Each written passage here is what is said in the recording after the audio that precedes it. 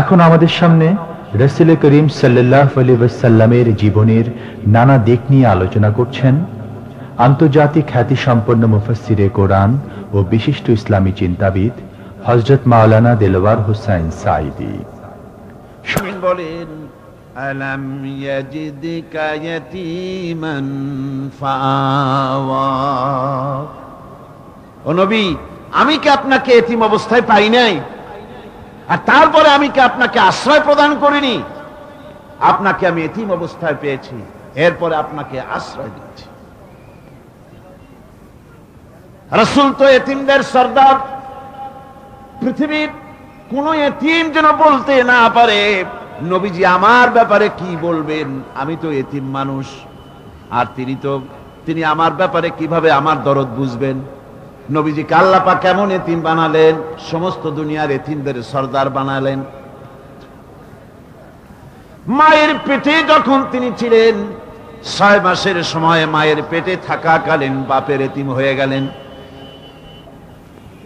যখন প্রসব বেদনা শুরু হয়েছে মায়ের, দুনিয়ায় যখন তিনি আসবেন, হযরতে আমেনা ঘরের ভিতরে বসে তার অবস্থাটা কি? এই সন্তান পৃথিবীতে আসতে পরে যিনি সবচাইতে বেশি খুশি হবেন, তিনি তো আজ দুনিয়ায় নাই। মনের ভিতরে কত কষ্ট। আল্লাহ রাব্বুল আলামিন তার হাবিবকে দুনিয়া আনলেন। রাসূলের দাদা ঘরের সামনে তাঁবুর সামনে দাঁড়ায়া তায়েফ থেকে আগত সাদিয়া গোত্রের লোকদেরকে বলতেছেন, এই ঘরের ভিতরে একটা এতিম বাচ্চা আছে, বেশি টাকা কড়ি দেওয়া যাবে না, যদি দয়া হয় নিয়ে যাও। গরিব মানুষ, এতিম মানুষ দেখে শুনে কেউ আর নিতে চায় না। সবশেষে এলেন ভাগ্যবতী মেয়ে, ভাগ্যবতী মহিলা হযরতে হালিমাতুস সাদিয়া। তিনি এসেছেন, কোনো ছেলে পেলে পায় নাই, সকলের শেষে তিনি এসেছেন। আব্দুল মুত্তালিব বলছেন, এই ঘরের মধ্যে একটা এতিম বাচ্চা আছে, দয়া হলে নিয়ে যেতে পারো। তিনি স্বামীর সঙ্গে পরামর্শ করলেন, এরপরে বললেন, যদি দেখতে অন্তত ভালো হয়, মন যদি ভালো লাগে নিয়ে যাব, একেবারে খালি হাতে ফিরে যাওয়ার চাইতে তো ভালো। হযরতে হালিমা বলেন, আমি ঘরের মধ্যে প্রবেশ করলাম, মা আমেনার কোল থেকে শিশু মুহাম্মদ সাল্লাল্লাহু আলাইহি সাল্লামকে যখন আমি কোলে নিলাম, আমি হুজুরের চেহারার দিকে নজর করে দেখলাম, আমার কাছে মনে হলো যেন পূর্ণিমার চাঁদটা আমার কোলে ধরা দিয়েছে। রাসূল কি শিশু মুহাম্মদ সাল্লাল্লাহু আলাইহি সাল্লাম কি যখন নিয়ে বাড়ির দিকে রওনা হলাম, যে গাধা আমার সকলের পেছনে এসেছে, সেই গাধা এখন সকলের আগে ছুটে চলে যায়। এরপরে বাড়ি যখন নিয়ে গেলাম, কুয়ায় পানি বাড়লো, গাছে ফসল বাড়লো, খেজুর গাছে খেজুর বাড়তে লাগলো, জমিনে ফলন বেড়ে গেল। রাসূলের দুধ বোন সাইমা রাসূলকে নিয়ে মুহাম্মদ সাল্লাল্লাহু আলাইহি সাল্লাম তাকে দোলনা নিয়ে দোল দিতেছে। কি আশ্চর্য অবস্থা! সাইমা তাকে দোল দিচ্ছে আর বলতেছে, বেঁচে থাকুক মুহাম্মদ সাল্লাল্লাহু আলাইহি ওয়াসাল্লাম, সে দীর্ঘজীবী হোক। কবি লিখতেছেন, কি আশ্চর্য কথা! বেদুইন বালিকা কারে নিয়ে দোল দেয় সে কি তা জানে? বিশ্বনবী মুহাম্মদ রাসূলুল্লাহ সাল্লাল্লাহু আলাইহি ওয়াসাল্লাম এভাবে এতিম অবস্থায় জীবন তার শুরু হলো। যখন তিনি ফিরে এলেন 6 বছর বয়সের সময়, যখন মায়ের কাছে তিনি ফিরে এসেছেন, প্রতিদিন তিনি খেলা দেখতে যান ময়দানে। ইতিহাসের মধ্যে লেখা হয়েছে, মা প্রতিদিন সন্ধ্যার সময় তাকে ফিরে পান। আজকে সন্ধ্যা হয়ে গেছে, শিশু মুহাম্মদ সাল্লাল্লাহু আলাইহি সাল্লাম বাড়ি ফেরেন না। কারণ কি? কেন বাড়ি ফেরে না? সন্ধ্যার দিকে তিনি চলে গিয়েছেন পাহাড়িয়া ময়দানে, যে দেখেন ধুধু করতেছে, চতুর্দিকে সন্ধ্যা হয়ে গেছে, অন্ধকার হয়ে গেছে, কোনো ছেলে পেলে নাই, কেউ নাই। পাহাড়ের পাদদেশে বসে শিশু মুহাম্মদ সাল্লাল্লাহু আলাইহি সাল্লাম কাঁদতেছেন। মা প্রশ্ন করলেন, বাবারে, সন্ধ্যা উত্তীর্ণ হয়ে গেল, কেন একা একা বসে বসে কাঁদো?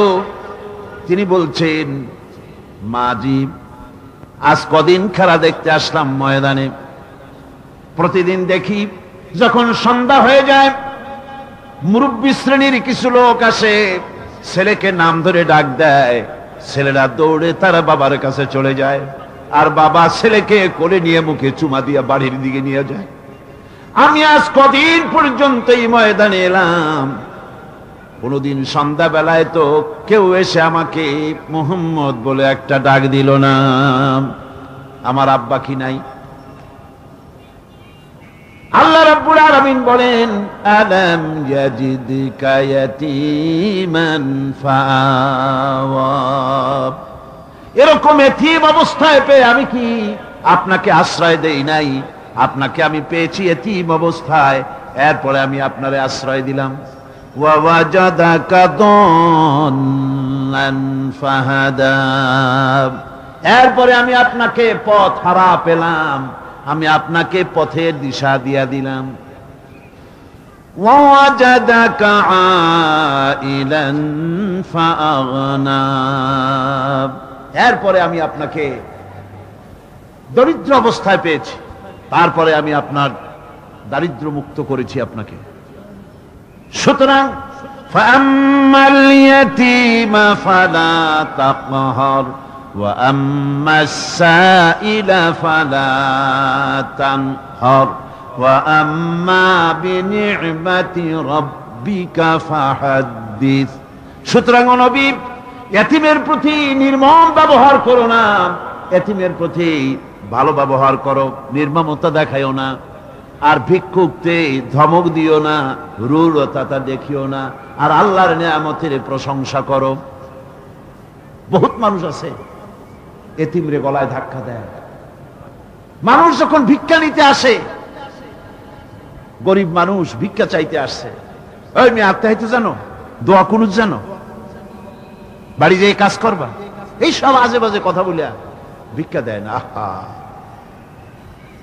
সাইলকে ধমক দিতে রাসূল করিম সাল্লাল্লাহু আলাইহি ওয়াসাল্লাম নিষেধ করেছেন, সাইলকে ধমক দিও না।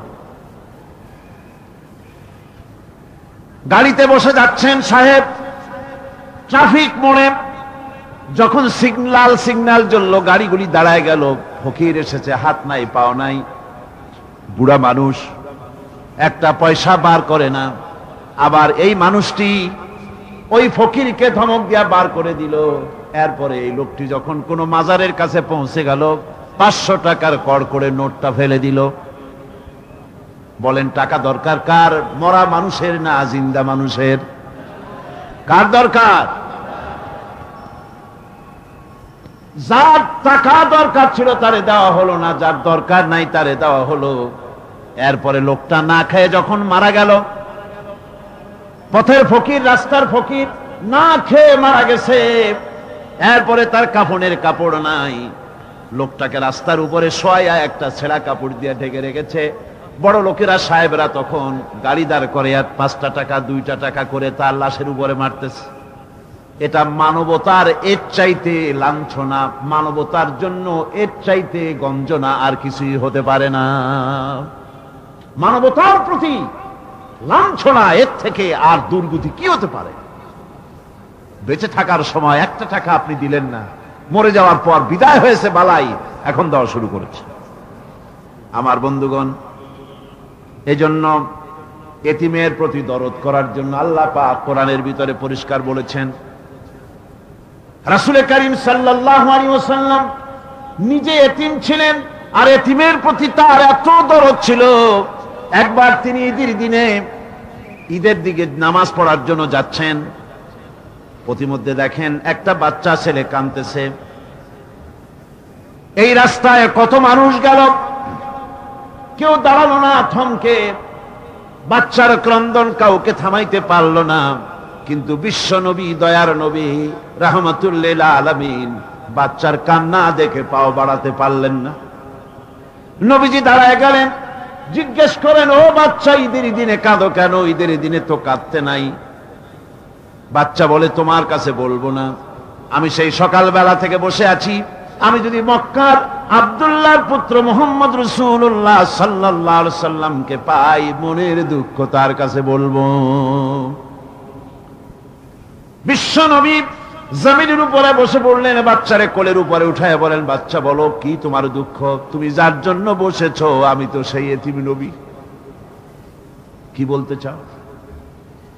বাচ্চা বলতেছেন, ইয়া রাসূলুল্লাহ, আমার বাবা মারা গেছে সেই ছোট্টবেলায়, একেবারেই তখন মায়ের পেট থেকে আমি আসার পর বাপ মরে গেল, আমার মা আর একজনের সঙ্গে বিয়ে বসেছে, সেই পুরুষটি আমারে দেখতে পারে না, আমার মা যদি আমারে কোলে করে এসে সহ্য করতে পারে না, আমারে চুমা খাইলে সহ্য করতে পারে না, আমারে খাবার দিলে মা মার খায়।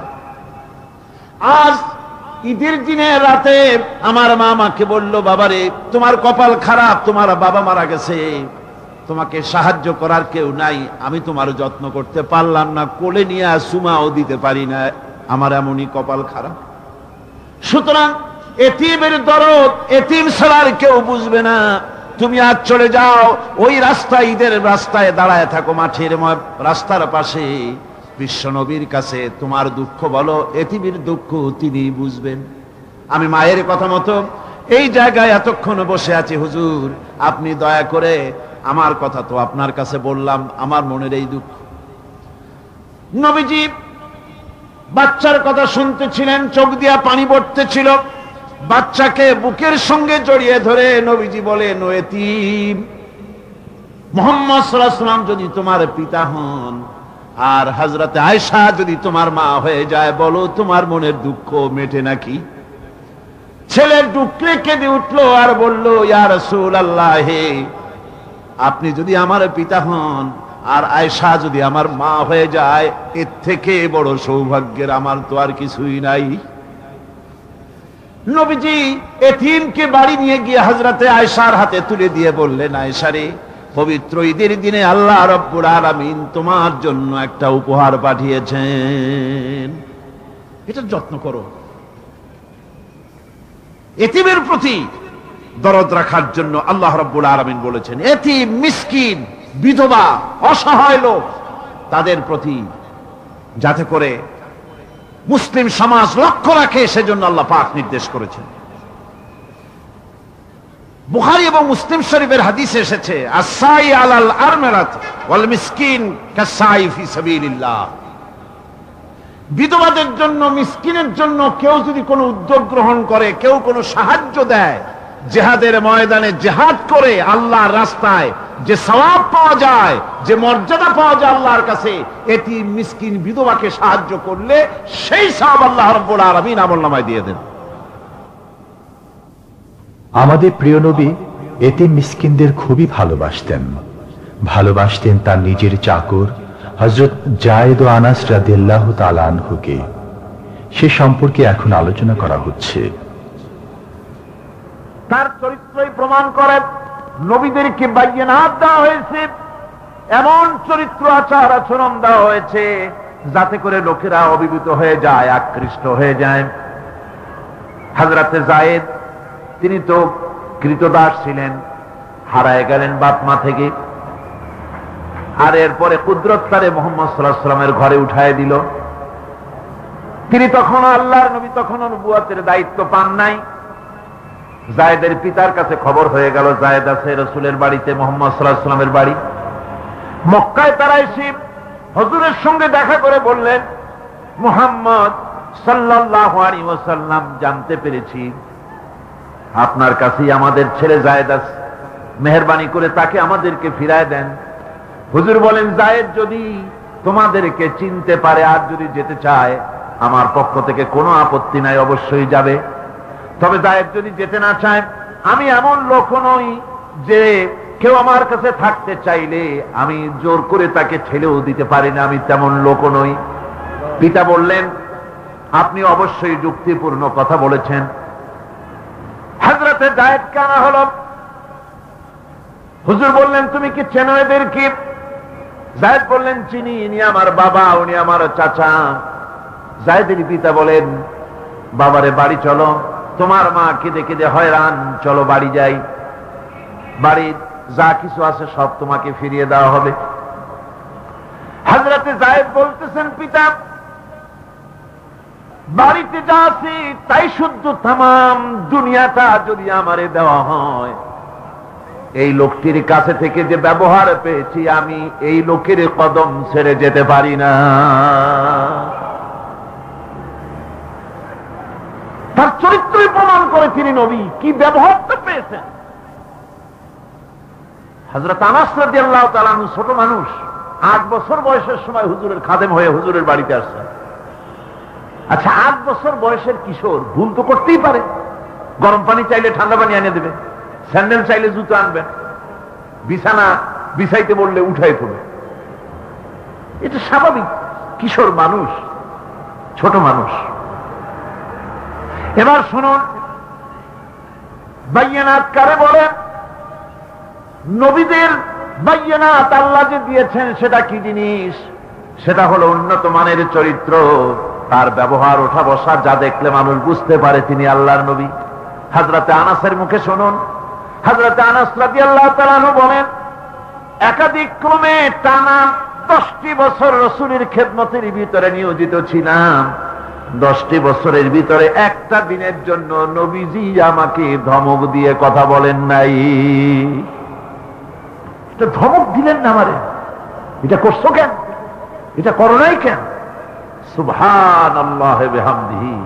গোটা পৃথিবীর সমস্ত মুমিন মুসলমানদের, পুরুষ আর নারীদের জীবন, কলিজা, রক্ত রাসূলের কদম মোবারক উৎসর্গ হয়ে যায়। মহান রব্বুল আলামিনের কাছে তার হাবিব রাসূলুল্লাহ সাল্লাল্লাহু আলাইহি ওয়াসাল্লামের ছিল বিশেষ মর্যাদা। আসুন আমরা সে সম্পর্কে আলোচনা শুনি। আমার ভাইরা, রাসূল পাক সাল্লাল্লাহু আলাইহি ওয়াসাল্লাম আল্লাহর নবী এমন এক মহান সত্তা ছিলেন যে তিনি দোয়া আল্লাহর দরবারে হাত উঁচু করতে দেরি আছে, কিন্তু দোয়া কবুল হতে দেরি নাই। হিজরত করে মদিনায় এসেছেন, নামাজ পড়তে দিল চায়, কাবা শরীফের দিকে ফিরে যদি নামাজ পড়তে পারতাম দিলটা বড় ভালো লাগতো, কিন্তু হাত উঁচু করে মোনাজাত করতেছেন না, আল্লাহর কাছে বলতেওছেন না যে আল্লাহ তুমি আমার কিবলাটা বাইতুল মুকাদ্দাস থেকে ফিরাইয়া মক্কা শরীফে বাইতুল্লাহর দিকে ফিরাইয়া দাও। মুখেও বলতেছেন না, মনেও না, শুধু আকাশের দিকে বারবার তাকাচ্ছেন, মোনাজাত করেন নাই। মনে মনে আশা পোষণ করতেছেন যদি এমন একটা ওহী নাজিল হয়ে যেত। আল্লাহ রাব্বুল আলামিন সঙ্গে সঙ্গে রাসূল জোহরের নামাজ পড়তেছিলেন, 2 রাকাত পড়া হয়ে গেছে, এমন সময় ওহী নাজিল হয়ে গেল, قد نرى تقلب وجهك في السماء। ও নবী, আমি দেখতে পেয়েছি বারবার আপনি আকাশের দিকে তাকাচ্ছেন। সুবহানাল্লাহ, আমি দেখতে পেয়েছি। فلنولينك قبلة ترضاها فول وجهك شطر المسجد الحرام। আর দেরি নাই, আপনার মনের আশা পুরা হয়ে গেছে, এক্ষুনি আপনার কিবলা পরিবর্তন করুন। হুজুর 2 রাকাত পড়েছিলেন বাইতুল মাকদাসের দিকে ফিরে, বাকি 2 রাকাত তিনি মক্কা শরীফের কাবা শরীফের দিকে ফিরলেন। আজও পর্যন্ত সেই মসজিদ আছে, সাক্ষ্য দিচ্ছে নবীর কথা কিভাবে মঞ্জুর হয়। মসজিদে কিবলাতাইন মদিনা মুনাওয়ারায় সে মসজিদ আজও আছে।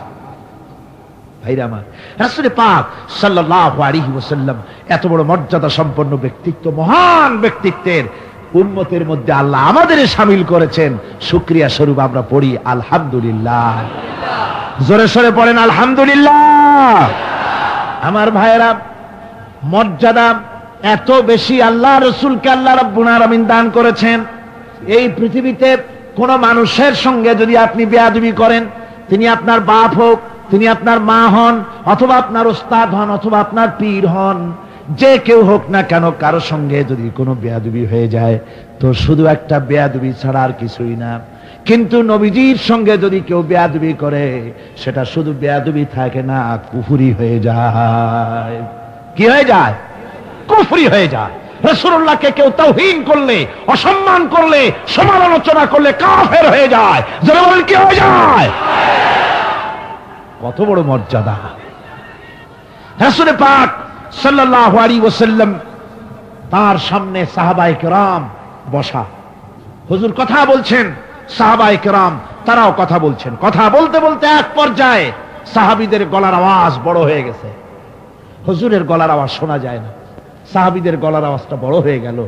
আল্লাহ রাব্বুল আলামিন এতটুকুর বরদাস্ত করলেন আমার নবীর গলার আওয়াজের চাইতে তোমাদের আওয়াজ বড় হলো কেন? সঙ্গে সঙ্গে ওহী নাজিল হয়ে গেল। আল্লাহ রাব্বুল আলামিন বলেন, ইয়া আইয়ুহাল্লাযীনা আমানু লা তারফাউ আসওয়াতাকুম ফাওকা সাওতিন নবী। ও বিশ্বাসীরা, খবরদার, তোমরা যারা ঈমান এনেছো শোনো, তোমাদের গলার আওয়াজ যেন আমার নবীর গলার আওয়াজের চাইতে বড় না হয়ে যায়। যদি তা হয়, আনতাহবাতা আমালুকুম, জীবনের সমস্ত ভালো কাজগুলি আমি আল্লাহ বরবাদ করে দেব। আজ পর্যন্ত এই আয়াতে কারিমা রাসূল পাক সাল্লাল্লাহু আলাইহি ওয়াসাল্লামের রওজায়ে আতহারের সামনে সবুজ সাইনবোর্ডের উপরে সোনার অক্ষর দিয়ে এই আয়াতে কারিমা লেখা রয়েছে, সুবহানাল্লাহ ওয়া বিহামদিহি। সর্বকালের, সর্বযুগের সর্বশ্রেষ্ঠ মহামানব, সর্বশ্রেষ্ঠ বিশ্বনবী, আল্লাহর পরে যার মর্যাদা, তিনি হচ্ছেন মুহাম্মদ রাসূলুল্লাহ সাল্লাল্লাহু আলাইহি ওয়াসাল্লাম। রাসূলুল্লাহ সাল্লাল্লাহু আলাইহি ওয়াসাল্লামের প্রতি মহান আল্লাহর ভালোবাসার অন্যতম নিদর্শন হচ্ছে মেরাজ। এর মাধ্যমে আল্লাহ রাব্বুল আলামিন তার বন্ধুকে নিজের সান্নিধ্যে নিয়েছিলেন। এখন আমরা শুনব সেই মেরাজের কাহিনী।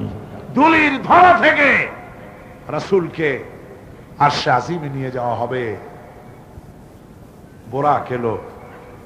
বোরাক হচ্ছে বারকুন থেকে উৎপত্তি। এর অর্থ হচ্ছে বিজলি, বৈদ্যুতিক গতি সম্পন্ন, ঘোড়ার চাইতে ছোট, খচ্চরের চাইতে বড়, এই জাতীয় একটা প্রাণীর মতো হযরতে জিবরাইল নিয়ে আসলেন। আমাদের দেশে কারো কারো বাড়িতে আয়নায় বাঁধানো থাকে এই ছবিটা। ঘোড়া আছে, দুইটা ডানা আছে, মাথাটা মেয়ে লোকের মতো, চুলগুলো ঝুলে পড়ছে, নিচে লেখা আছে হাজা বুরাকুন নবী সাল্লাল্লাহু আলাইহি ওয়াসাল্লাম। আন্দাজে কোথায় পাইছে আল্লাহ, মিথ্যে কথা, বাজে কথা। আল্লাহ এরকম একটা মেয়ে লোক মার্কা ঘোড়া পাঠাইছিল হুজুরকে নেওয়ার জন্য, এটা কথা হইল। রাসূলকে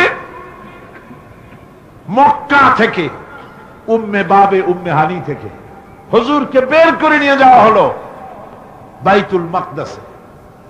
সমস্ত পয়গম্বর, দুনিয়া আল্লাহ যাদের পাঠিয়েছিলেন, সমস্ত রূহ উপস্থিত ছিল সেখানে। রাসূল করিম সাল্লাল্লাহু আলাইহি ওয়াসাল্লাম এখান থেকে মেরাজ করলেন। এতটুকু ছিল ইসরা।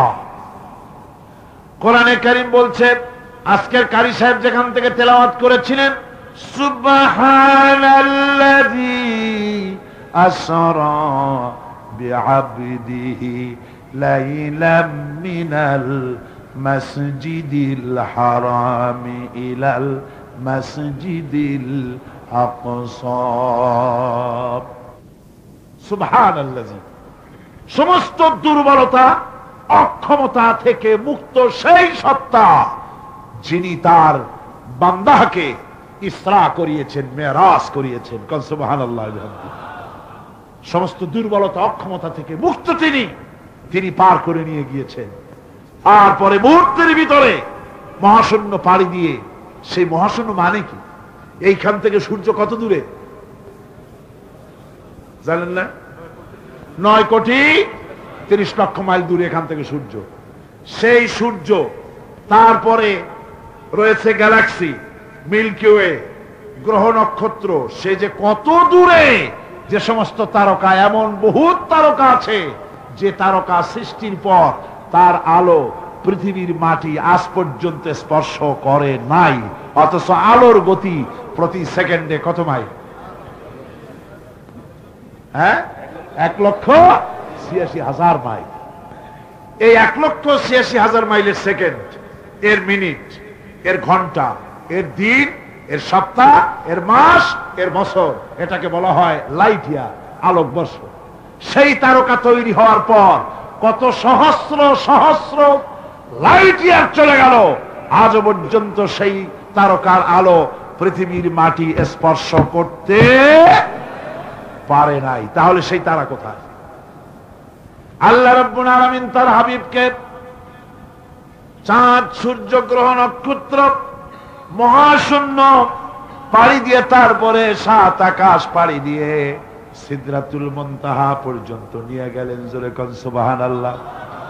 এবার সিদরাতুল মুনতাহা পর্যন্ত যাওয়ার পথে যত ঘটনা ঘটলো সেগুলো আপনারা ইতিহাস থেকে পড়ে নেবেন, ওগুলি বলার সময় আমার কাছে নাই।